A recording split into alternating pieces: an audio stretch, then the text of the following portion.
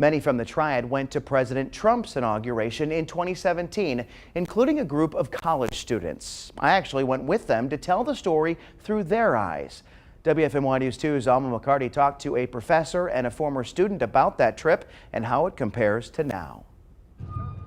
An inauguration day, unlike any other in recent history. I've been explaining to my friends and family who don't live in the city that it almost feels like we live in a war zone right now, which feels so crazy to say because I didn't ever expect to see my city like this. Lindsay Kloss, a graduate of High Point University, now lives and works in Washington, D.C. But she had a much different perspective in 2017. I was actually looking through some photos from 4 years ago this morning and had seen how close we were actually able to be to the Capitol even the day before the inauguration had actually happened. So it does look very different. Kloss was part of a group of 12, plus WFMY News 2's Chad Silber, that attended the inauguration ceremonies with HPU political science professor Dr. Brandon Lenoir 4 years ago. A lot of it was hurry up and wait, but it was all worth it in the end to be able to actually see the ceremony take place. Lenoir explains tight security is a hallmark of inaugural events, but the sheer number of guardsmen this time around